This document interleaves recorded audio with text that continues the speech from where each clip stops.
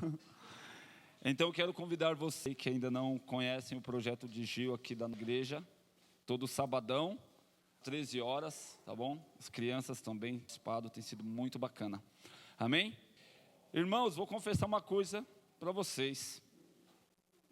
Primeiro, quem são nossos convidados? Está aqui primeira, segunda, terceira vez, por gentileza.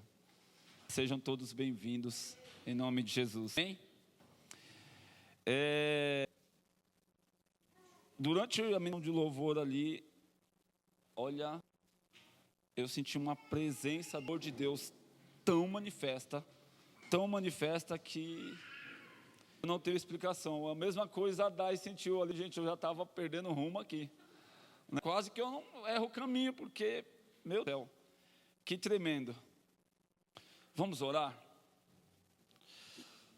Abba, Pai, nosso Pai, nosso Deus, nosso Senhor, nosso Salvador, nosso Cristo, Espírito Santo, bendito Espírito de Deus, te convidamos, te imploramos, fica conosco. Senhor Deus, desconstrói tudo aquilo que nos impede de entender a Tua Palavra, de vivermos a Tua Palavra, em nome de Jesus, Senhor. Em nome de Jesus, seja o Senhor o centro, seja o Senhor aquele que vai receber toda honra, toda glória, toda exaltação. Nós entregamos tudo ao Senhor, tudo somente a Ti.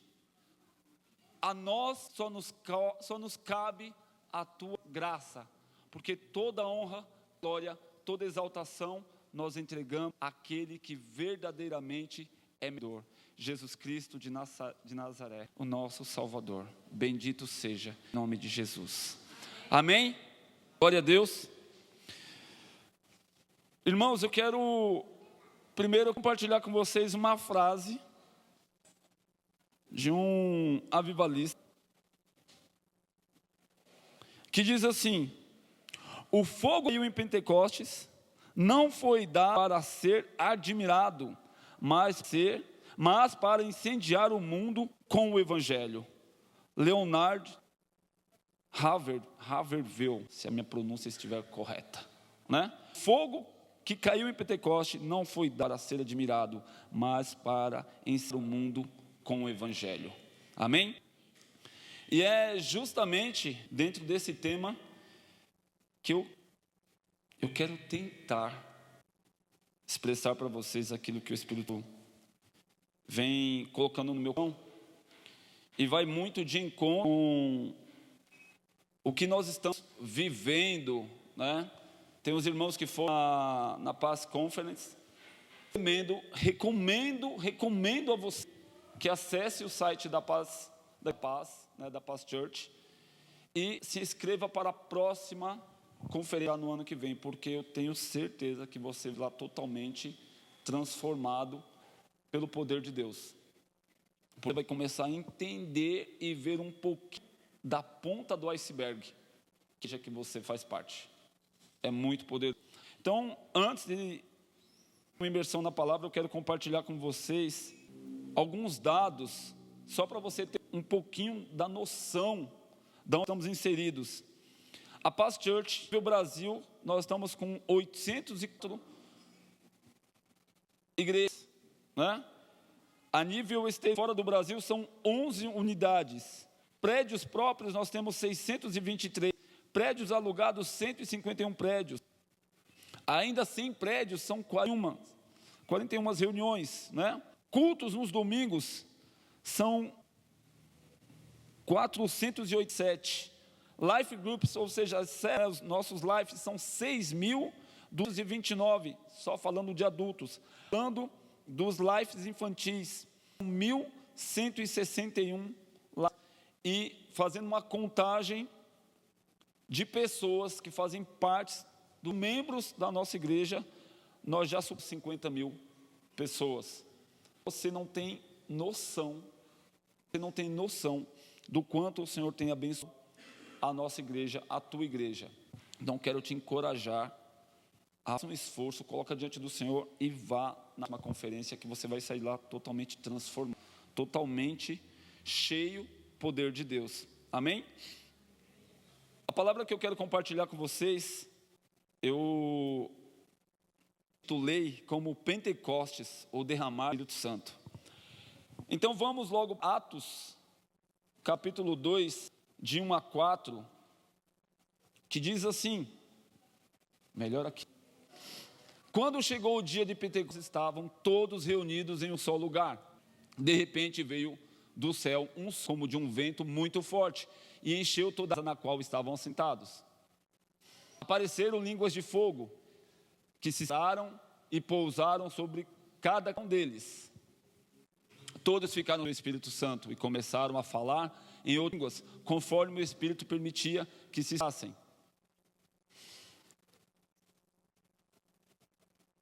Tá bom, pode ser isso, versículo 5 também, boa.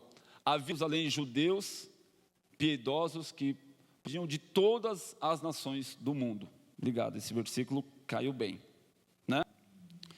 Então, quando nós falamos de Pentecostes, a primeira coisa que vem e é simultâneo, nós já lembramos logo do que? Derramar do Espírito Santo. Falar de Pentecostes para você, para mim, eu já lembro do que?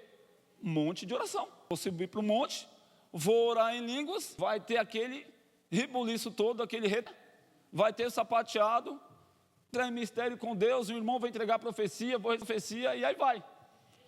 A primeira coisa que vem no nosso coração é isso, não é? Falar de Pentecostes, falar assim, manifestação do Espírito Santo de Deus. Porém, Atos 2 foi escrito para exaltar uma experiência. Não foi escrito para exaltar uma experiência. Só que se dá muita ênfase justamente na manifestação do Espírito Santo. E se você parar para meditar você vai perceber que a 2 ele não vem para exaltar a manifestação do Espírito Santo.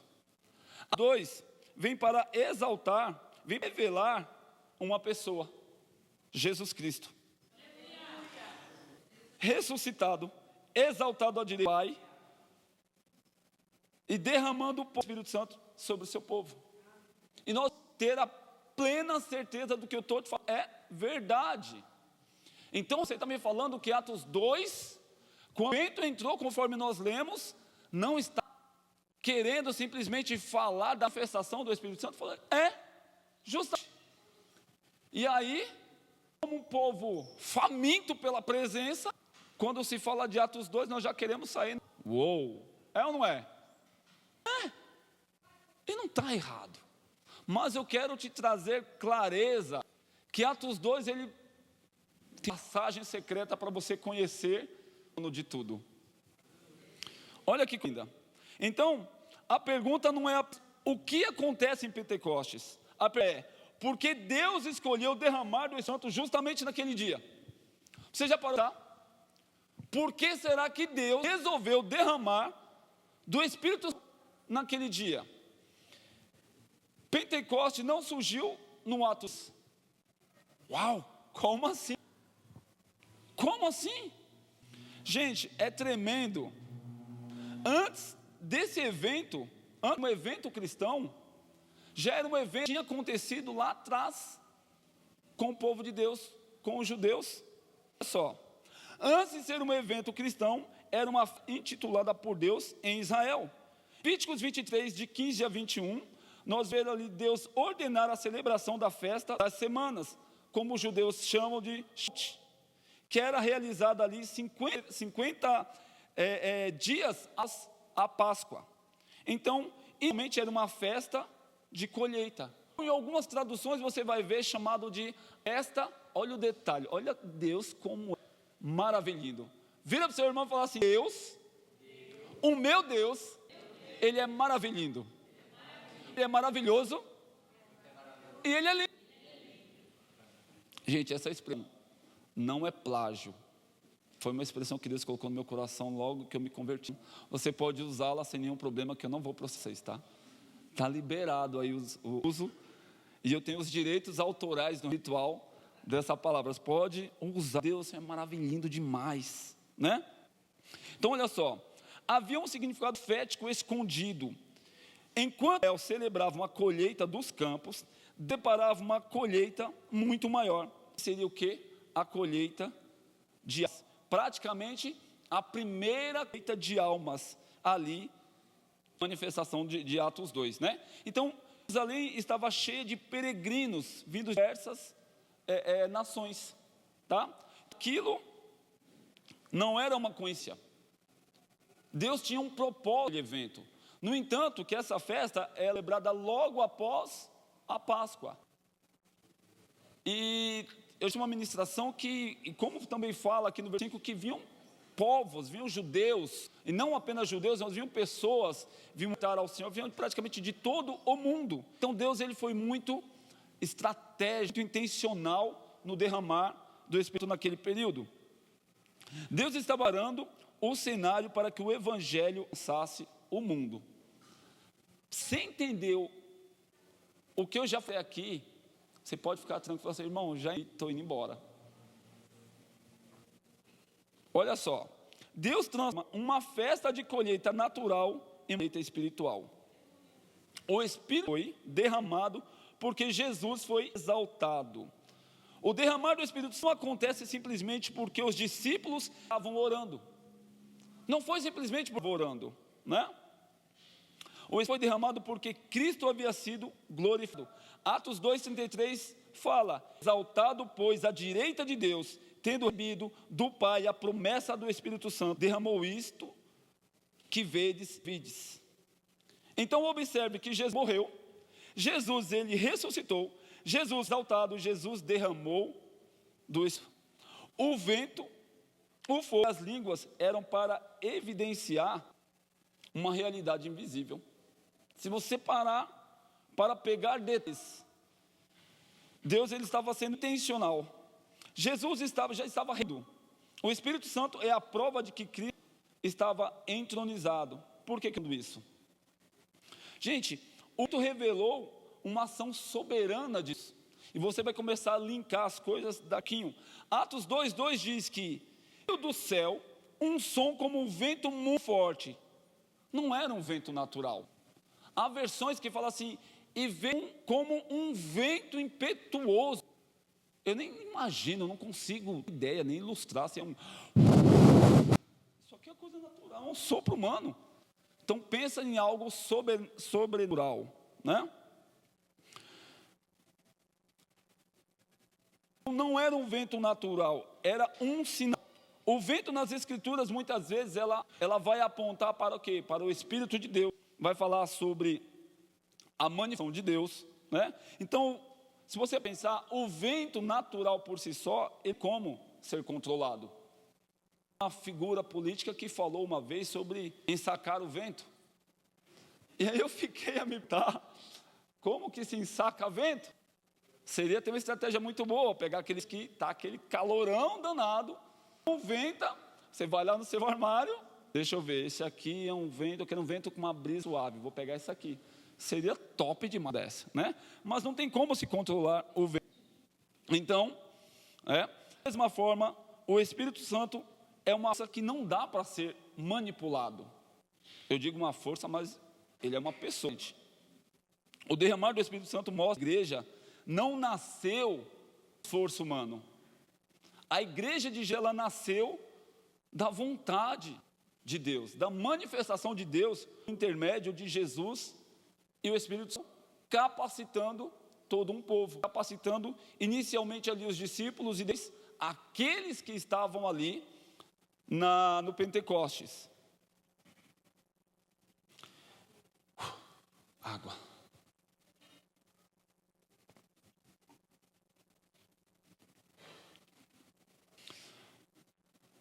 Vamos lá. O fogo que apareceu no derramar, ele revela a presença de Deus.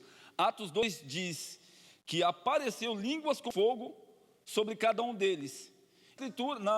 Na palavra, na Bíblia, nas Escrituras, o fogo ele representa o quê? A presença de Deus. Ele fala sobre purificação, sobre consagração e sobre santidade ao Senhor. No Sinai, Deus desceu como um fogo sobre o monte.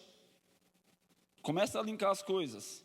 Em Pentecostes, o fogo não veio repousar sobre a montanha.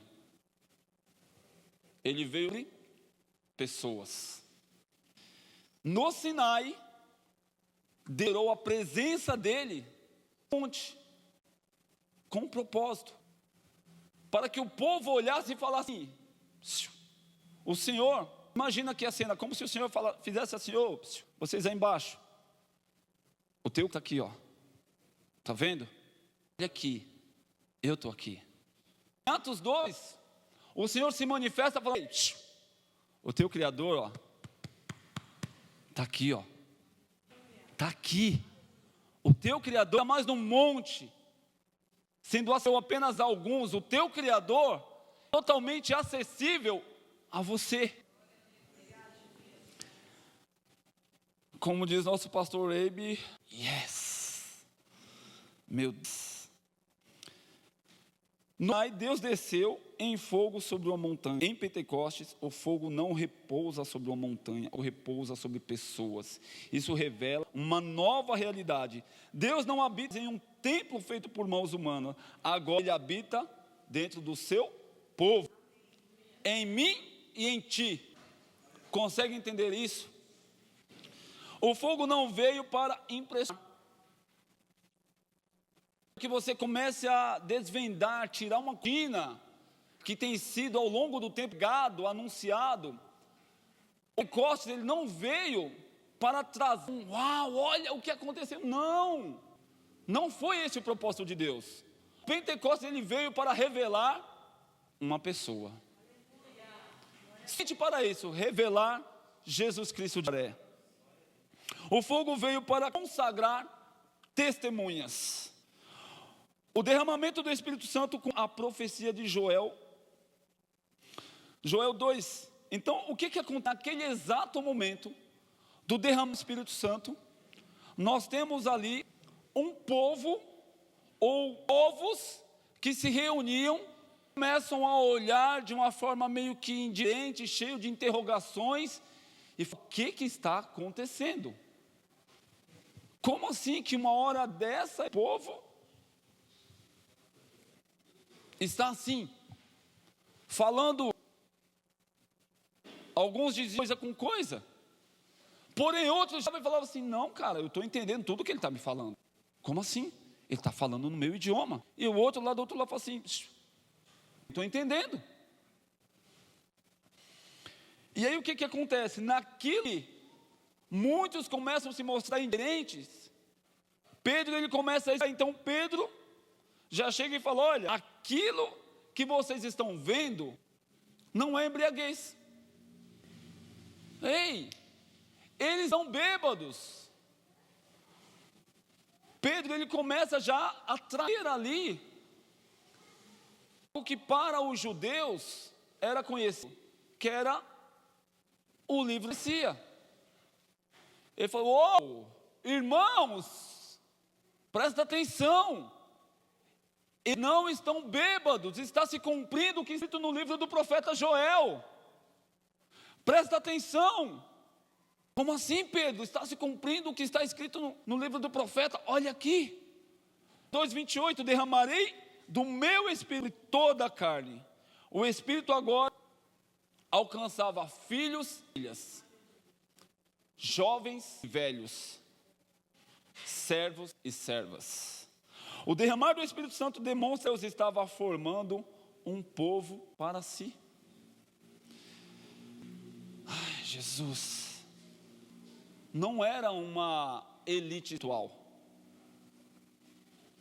Não era um grupo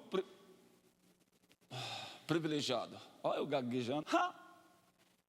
Mas havia um povo que Deus estava capacitando para se tornar testemunhas.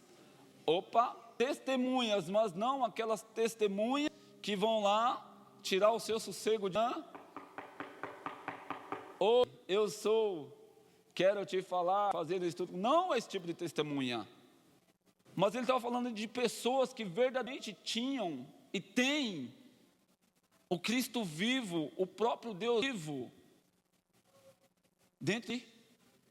não é um testemunho simplesmente de algo que está escrito, de uma palavra. É um testemunho do Deus vivo, o Deus revelado. Pentecostes é a resposta de Deus para Babel. Já parou para pensar nisso? Por quê? Gênesis 11, os homens disseram, façamos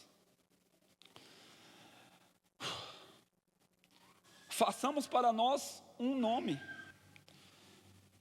Em Pentecostes, Deus anunciando quem? O nome de Jesus. Reinaldo, assim, o nome de Jesus, aguenta aí que nós vamos chegar lá. Então em Babel, o homem tentou subir. E o que o Senhor fez? Confundiu línguas. O Senhor fez o que? Dispersar nações. Já em Pentecostes, o que o Senhor fez? Ele desceu. As línguas se tornaram instrumentos de comunicação. Comunicação do que, Reinaldo? Comunicação de um reino imparável. Comunicação daquele que morreu, ressuscitou e está vivo, e foi por você. Meu Deus. As nações ouviram as maravilhas de Deus. Em Atos 2 diz justamente como que eles podem falar no meu idioma. Eu imagino um que supostamente, vamos imaginar assim nas entrelinhas, fala assim, ele ali que é o tal do Pedro, mas cara, o Pedro é chucro, o Pedro é bicho brabo. E aí o outro doutor lei que estava por ali falou assim, mas como que ele está falando com tamanha sabedoria? E outro ali, como é que ele está falando no meu idioma? Olha o que Deus já estava fazendo, gente. Então as nações começaram a ouvir as maravilhas de Deus. Mas Reinaldo, o que está falando? As nações começaram a ouvir as maravilhas de Deus? Estou falando que as nações começaram a ouvir as maravilhas de Deus. Aquele povo, aquelas pessoas que foram tratadas pelo derramar do Espírito Santo, começaram a contemplar os discípulos cheios do poder de Deus, cheios do Espírito Santo de Deus. O que elas fizeram? Elas tiveram que voltar para casa. Elas tiveram que voltar para as suas nações, para as suas províncias, suas aldeias, para os seus grupos. Qual foi o papo? Cara, você não sabe o que aconteceu lá em Jerusalém. O que aconteceu? Teve uma manifestação, algo tão poderoso, mas como assim? Manifestação? Não foi só uma manifestação. Eles começaram a falar daquele que morreu e está vivo. A partir daí, não sei se você já entendeu, o evangelho, meu Deus do céu. Babel fala sobre orgulho humano, Pentecostes fala sobre a graça de Deus. Babel dividiu, Pentecostes o quê? Começou a reunir. Começou a reunir o quê, Reinaldo? Começou a reunir um povo salvo, um povo que conheceu o evangelho, conheceu Jesus como o Senhor e Salvador. O propósito do Espírito não era um espetáculo, mas manifestar um testemunho. Muitos olhavam para o vento, muitos olhavam para o fogo, muitos olhavam ou ouviam simplesmente língua. Quando então, Pedrão simplesmente olhou para quem? Para Yeshua. Pedrão, vou chamar o apóstolo assim, ele olhou para Jesus, e olha só, todo o sermão de Atos aponta para Cristo. O Espírito Santo não veio para ficar homens, o Espírito Santo não veio para que falasse assim, olha como ele ora em línguas, olha como ele diz, olha como ele discerne espírito maligno. Não veio para isso, é um engano dentro da igreja, falando que o Espírito Santo veio para encher a pessoa e a pessoa ser glorificada, porque o único que é digno de glória e honra é Jesus. Não sou eu. Semana passada eu falei aqui, olha, o dom que o Senhor me deu não serve de nada se tiver o propósito de revelar Jesus. O dom, a unção que você carrega, desde o dia que você recebeu Jesus, naquele dia que você falou assim, eu me arrependo e recebo Jesus como Senhor e Salvador, foi liberado sobre você uma unção, uma capacitação, eu digo que já foi liberado.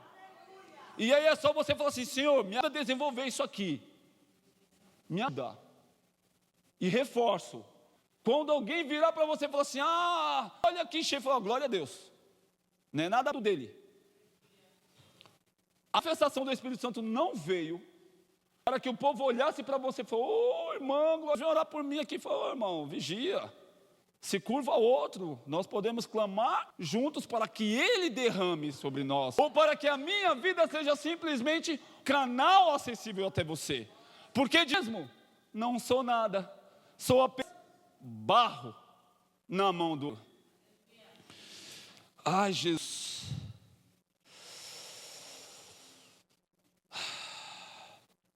O Espírito Santo não veio para glorificar. Jesus havia declarado, Atos 1:8, recebeis poder ao descer sobre vós o Espírito Santo, e sereis testemunha, e sereis todo-poderoso. Todo-poderoso é Deus. Recebereis poder para quê? Para que você use com proveito de testemunhar Jesus. Jesus na cruz, Jesus ressuscitou, Jesus exaltado à direita do Pai, que breve virá. É esse o propósito do derramar sobre a tua vida, sobre a minha vida. Você não tem isso no seu coração, e eu também, que eu me incluo nisso. Se nós não temos isso revelado, nós precisamos fazer o quê? Nos converter e entender a mensagem do Evangelho. Amém? Gente, eu estou assim porque Jesus amado. Deixa eu dar uma pausa aqui, espero não perder. Se eu perder, eu falo: Reinaldo, você volta e está perdido, viu? É o momento TDAH que a gente fala, né? Gente, eu estou numa crise, e tem um irmão, deixa eu ver se eu aqui, ele deve estar lá no Kids. Passa, já viu, irmão? Já viu, irmão? Ele falou assim: Reinaldo. Eu falei: o que foi, irmão? Cara, eu estava pensando ali, como que aquela irmã, a pastora Rebeca, de 70 anos, né? Quantos anos tem? Alguém sabe? Fez 70, só 70 anos só. O que ela, que poderia simplesmente falar assim: eu e o Paulo Jeff, vamos para sair de férias, curtir. Idosice não existe, né? A nossa. Ela poderia, ela tem todo o direito. Ela veio para o Brasil pequenininha, toda a sua vida para o Evangelho ali nos ribeirinhos. E aí vai para Fortaleza, vem para São Paulo, vai para lá, vem para... Só focada no reino. Ela tem todo o direito de falar assim: Deus, vou tirar férias com Paulo. Sabe o que ela faz? Ano passado, ela já trouxe e falou assim: eu e o Paulo, nós, com um propósito em Deus, voltarmos para o Estado. Eu pensei comigo: legal, ela vai para as raízes dela, para a família dela, e viver lá de boa. Não, ela vai voltar para um acadêmico, para evangelizar alunos de muitas nações que vão ali pastar, que vão fazer uma faculdade, uma pós-graduação, uma coisa, no contexto. Ela quer viver de campo acadêmico para quê? Para pregar o Evangelho. Aí esse irmão falou assim: Reinaldo, até hoje o que eu fiz da minha vida? E eu pensando comigo, eu falei: eu não sei se eu conto para ele que eu estou na mesma crise pior. Eu falei: o que eu faço, Jesus? E aí eu olho para tudo que eu faço e falo: não é dar. Não estou falando de ativismo, não é isso. Eu estou falando de, se você conhece Jesus, você tem um descontentamento no seu coração para você ser grato. Cara, o que eu faço por aquele que morreu por mim?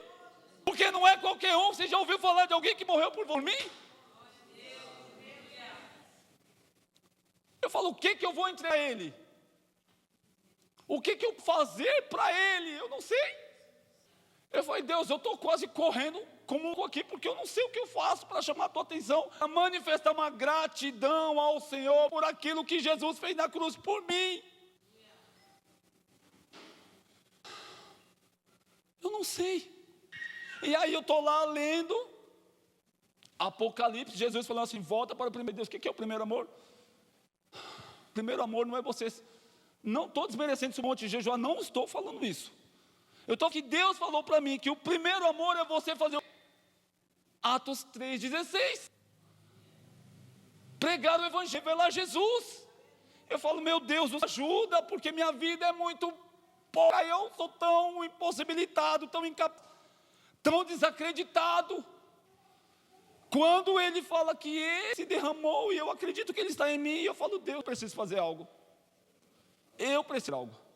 Por isso que eu fico aqui para ver se os irmãos abraçam e vamos junto. Graças a Deus, uns abraçaram aí o projeto e estamos juntos. E vamos junto, amém? Ai, Jesus. O poder não foi dado para exibição, da proclamação. O Espírito não veio para produzir admiradores, veio para produzir testemunhas. Nós temos que ser simplesmente testemunhas do Evangelho. O maior milagre de paz aconteceu dentro dos corações. O vento foi extraordinário, o fogo foi extraordinário, a manifestação de línguas estranhas foi extraordinária, mas o maior milagre aconteceu quando a multidão tirou e falou assim: irmãos, faremos. Atos 37, o que faremos?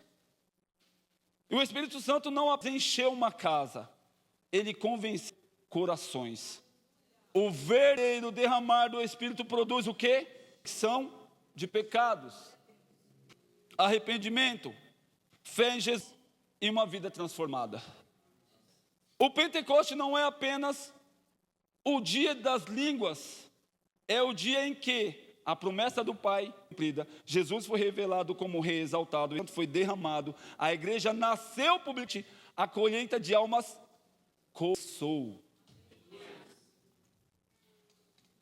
O centro de Pentecostes não é o fogo, o centro é o vento, não são os dons, o centro é Jesus. Por quê? Porque todo o discurso de Pedro e os demais discípulos ali foi: isso aqui é por conta dele. Foi Jesus que morreu, esse que morreu, porque vocês entregaram. Morreu no seu lugar, no meu lugar. O Pentecostes é para nós revelarmos Jesus. É um tempo de nós viver o Pentecoste revelando Jesus. Tempo de você viver o Pentecoste de Deus no seu trabalho, escola, na sua faculdade, dentro do busão, ponto de ônibus. Quando você vai comprar uma Coca-Cola, comendo uma coxinha, você tem entendimento. O Pentecoste de Deus é para que seja uma testemunha viva do Cristo ressurreto. Jesus.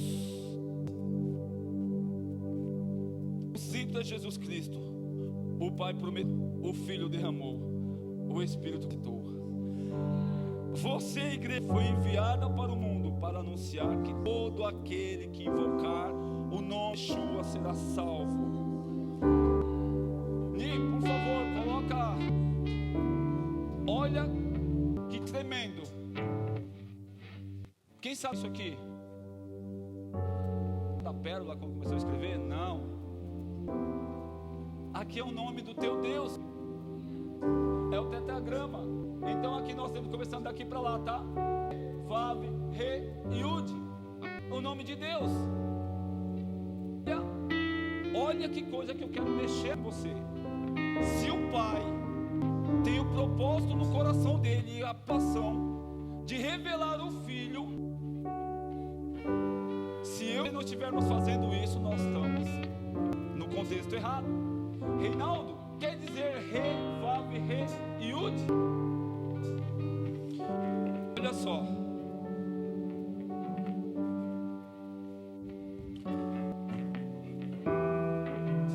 Essas 4 letrinhas, elas significam a mão. A outra significa revelada. A outra significa o. E a última letrinha significa o quê? Revelado ou exibido. Olha o que o nome de Deus está apontando. Olha o que o nome de Deus está mostrando. Olhe para a mão que tem prego.